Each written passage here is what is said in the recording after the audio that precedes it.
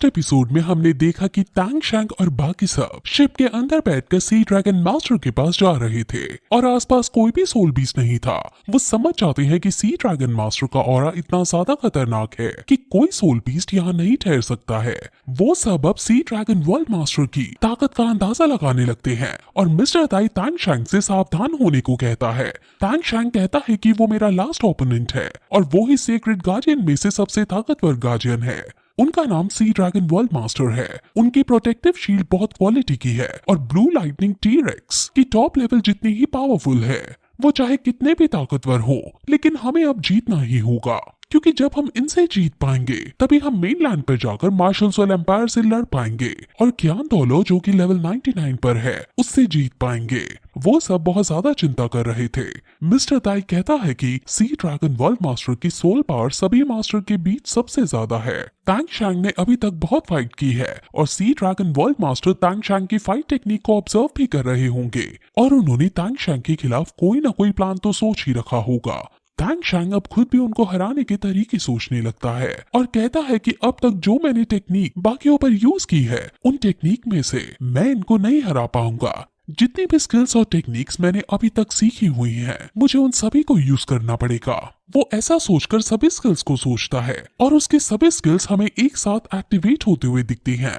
अब तांग शैंग खड़ा होता है और कहता है कि मैंने बहुत रिकवर कर लिया है, अब फाइट करने की बारी है। वो जीवो को खड़ा करता है और कहता है कि अब समय आ गया है। अब उनके पास से एक बहुत बड़ा ड्रैगन होकर गुजरता है, जिस वजह से उनकी शिप अनबैलेंस हो जाती है और उन्हें अपनी शिप को पानी के ऊपर लाना पड़ता है। ऊपर आकर वो अपने आसपास बहुत सुंदर वादियां देखते हैं और इन वादियों के ऊपर सी ड्रैगन वर्ल्ड मास्टर का टावर है। अब टावर से सी ड्रैगन मास्टर कहते हैं कि जितना मैंने सोचा था तुम लोग उससे पहले मेरे पास आ गए हो। अब तांग शैंग के दोस्त तांग शैंग को विदा करते हैं और कहते हैं कि तुम जरूर जीतोगे। तांग शैंग अब आगे जाता है और सोचता है कि उसे जीवू का बदला जल्दी से लेना है, इसलिए उसे मेनलैंड पर जल्दी जाना है, इसलिए उसे अब ये एग्जाम भी जल्दी से पार करना होगा। तांग शैंग और जीवू उनके टावर पर जाकर उनको ग्रीट करते हैं और फिर आसपास बहुत हलचल होने लगती है। सीक्रेट टावर एक्टिवेट हो जाता है और आसपास के सभी ड्रैगन्स जो पानी के अंदर थे वो आसमान में आने लगते हैं और फिर सी ड्रैगन वर्ल्ड मास्टर तांग शैंग के सामने आते हैं। वो कहते हैं कि मैं तुम्हारे 5th एग्जाम का फाइनल एग्जामिनर हूँ। सी ड्रैगन वर्ल्ड मास्टर अब खड़े होते हैं और कहते हैं कि अब हम फाइट शुरू करते हैं।